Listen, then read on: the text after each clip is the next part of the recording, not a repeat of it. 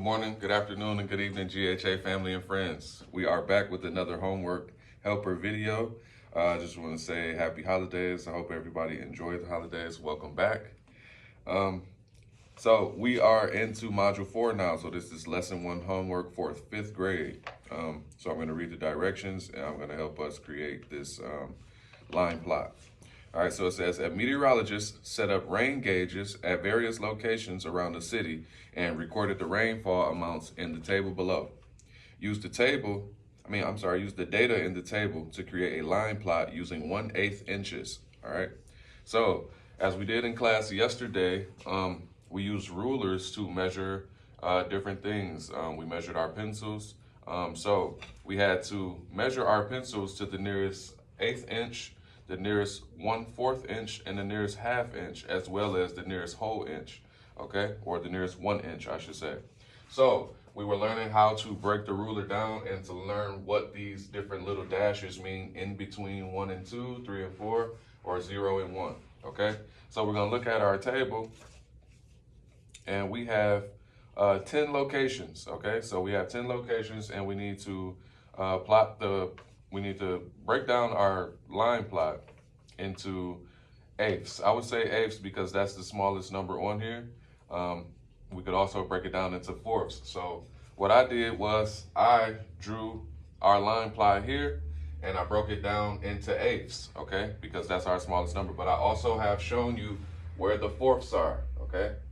And I've showed you the equivalence of some of these. So 2/4 is equivalent to 1/2, okay? We all should know that, but I just wrote it there so that you can see it, okay? Another one would be in decimal form. This is 0.75. Just so you can get used to seeing what these numbers are in fraction form and decimal form, because we already learned that, okay?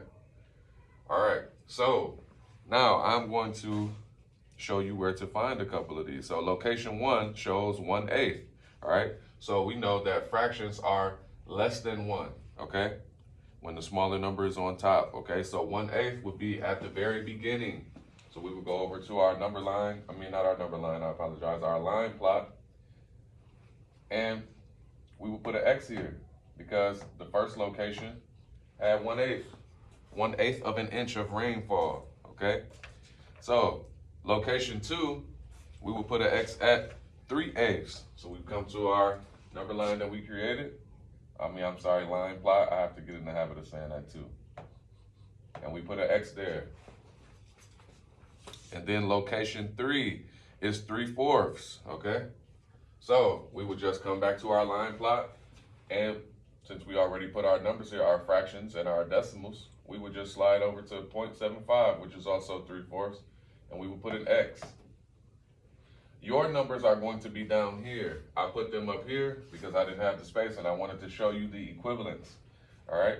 So 1/8 starts here and the next one is 1/4. I just wrote it up there so it wouldn't get all bunched together. So all of your numbers are gonna be down here and your X's are gonna be here. All right, so after you fill in your line plot, there's a B, C, D follow-up questions. So it says, which location received the most rainfall? So without using the line plot, you can use the table to answer these questions here.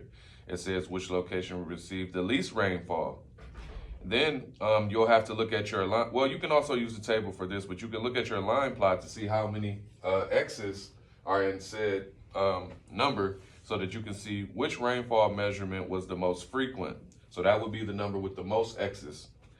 And then it says, what is the total rainfall in inches? So you would add up all 10 of these fractions, okay? That's very, very easy. All right, have a good evening.